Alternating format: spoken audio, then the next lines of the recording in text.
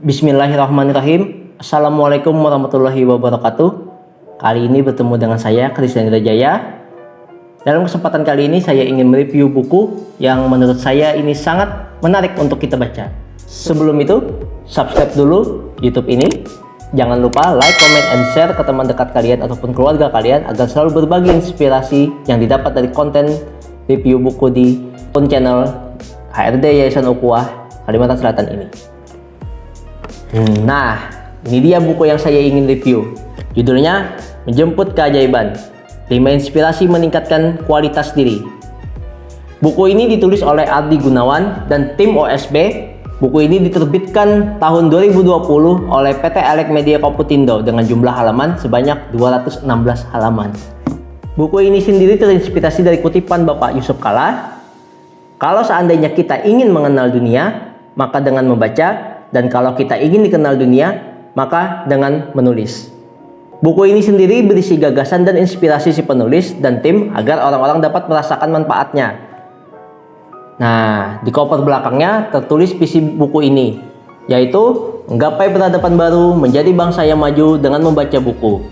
Buku ini hadir untuk membangun dan meningkatkan rasa optimis, semangat, dan bahagia dalam diri, membongkar cara untuk meraih kebahagiaan dan kekayaan dari 5 sisi, yaitu spiritual, pendidikan, kesehatan, bisnis, dan keluarga.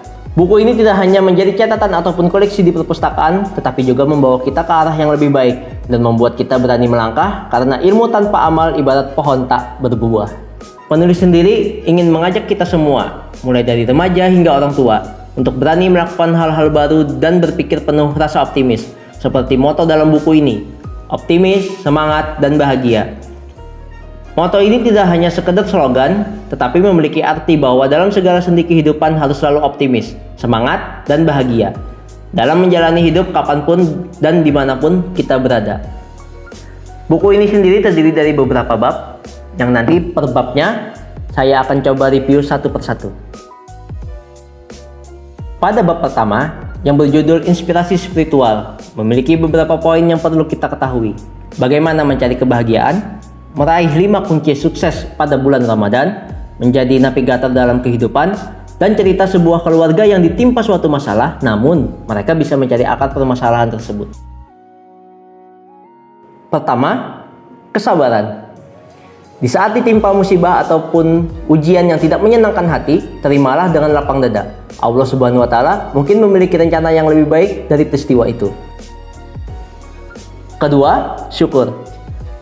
Sekecil apapun nikmat yang diperoleh, kita harus selalu bersyukur. Jika kita bersyukur, Allah Subhanahu wa Ta'ala akan menambahkan nikmatnya sehingga hidup kita akan serba berkecukupan dan berkah.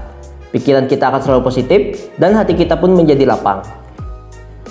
Ketiga, dahulukan Allah Subhanahu wa Ta'ala. Dalam kehidupan sehari-hari, kita harus mendahulukan Allah Subhanahu wa Ta'ala. Sebelum menjalankan aktivitas rutin setiap hari, usahakanlah sholat sunnah sebelum subuh yang memiliki keutamaan melebihi dunia dan seisinya. Cara inilah yang akan mengubah hidup kita menjadi bahagia.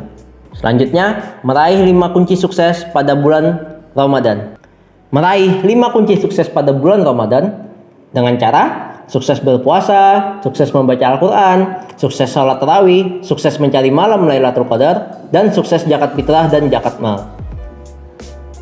Berikutnya, menjadi navigator dalam kehidupan. Menjadi navigator dalam kehidupan dengan mau belajar dari masa lalu, menyusun puzzle kehidupan, merancang kematian, dan di poin ini, sang penulis berbagi cerita bagaimana sang penulis bisa mengubah hidupnya. Lalu, sebuah cerita keluarga yang sedang ditimpa masalah. Nah, di cerita ini, sang penulis ingin menyampaikan bagaimana cara kita menghadapi sebuah masalah dengan cara tidak menghabiskan energi mencari akar permasalahan, tetapi mencari solusi untuk masalah tersebut. Berikutnya, pada bab kedua yang berjudul Inspirasi Pendidikan. Inspirasi pendidikan sendiri memiliki beberapa poin, yaitu faktor yang mempengaruhi pendidikan anak, cara dahsyat menjadi guru ajaib, dan 6 trik senyum bahagia di ruang kelas. Apa saja sih faktor mempengaruhi pendidikan anak? Nah, yang pertama, faktor keluarga. Beberapa aspek penting dari peran keluarga dalam pendidikan anak antara lain keharmonisan hubungan orang tua, kesepakatan program dalam mendidik anak, perhatian terhadap anak, komunikasi yang baik dan demokratis, dan pemberian apresiasi terhadap anak. Kedua, faktor sekolah. Faktor kedua yang dapat mempengaruhi perkembangan anak adalah lingkungan sekolah. Sekolah merupakan tempat bertemunya ratusan anak berbagai kalangan dan latar belakang berbeda. Di sekolah inilah anak akan diwarnai berbagai corak pendidikan, kepribadian, dan kebiasaan yang dibawa masing-masing anak dari lingkungan dan kondisi rumah tangga yang berbeda. Ketiga, faktor lingkungan. Setelah orang tua dan sekolah, faktor berikut yang dapat mempengaruhi anak dengan cepat adalah pergaulan masyarakat. Lingkungan sangat memengaruhi sikap dan perilaku seseorang, terutama anak-anak dan generasi muda. Karenanya, orang tua wajib mencari lingkungan yang bagus untuk anak-anaknya. Dari buku ini yang saya dapat, menjadi seorang guru perlu mengetahui ilmu serta bagaimana menyebarkan dan mengajarkannya.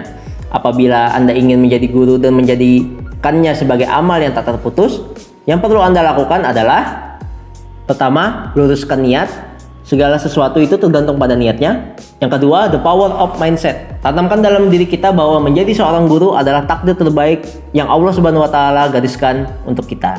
Berikutnya, 6 trik senyum bahagia di ruang kelas. Senyum sendiri singkatan dari S, sentuh hati, E, energik, N, niat tulus, Y, yakin dengan kemampuan, U, unik, dan M, munculkan minat siswa.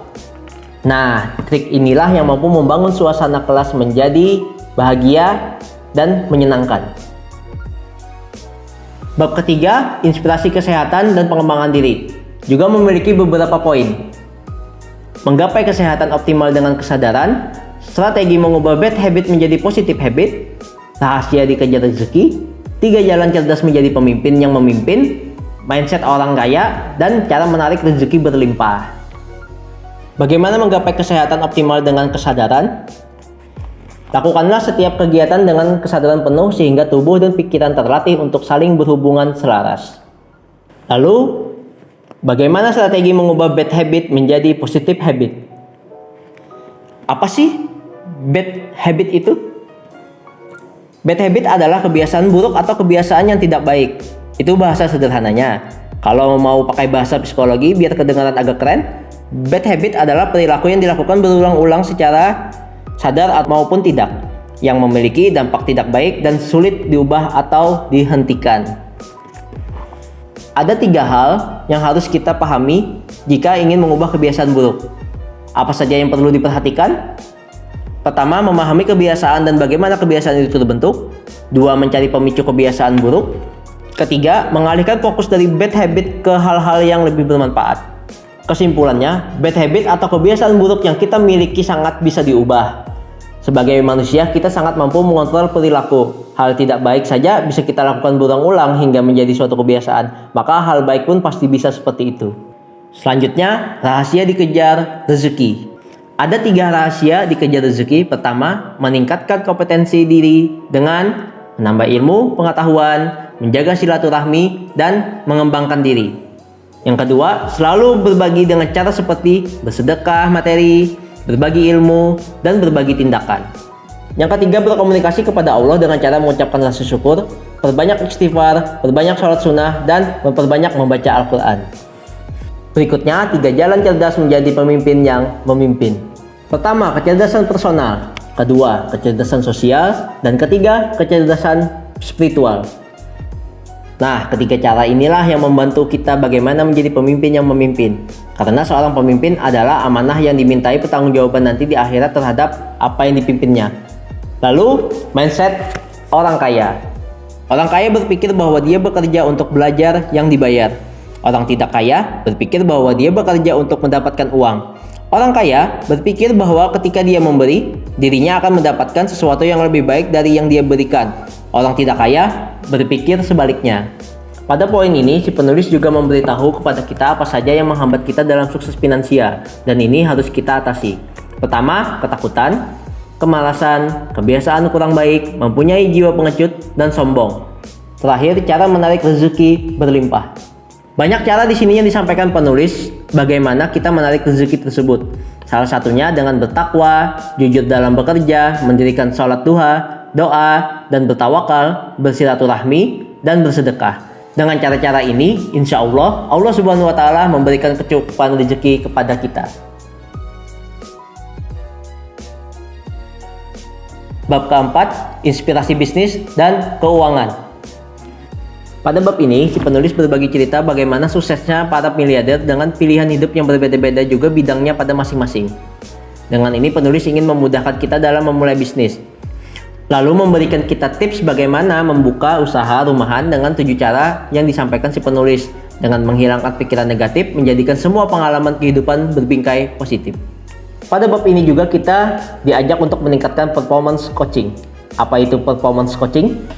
Sederhananya, performance coaching adalah metode untuk mengawasi upaya anggota dalam mencapai tujuannya, apakah masih dalam tracknya atau tidak.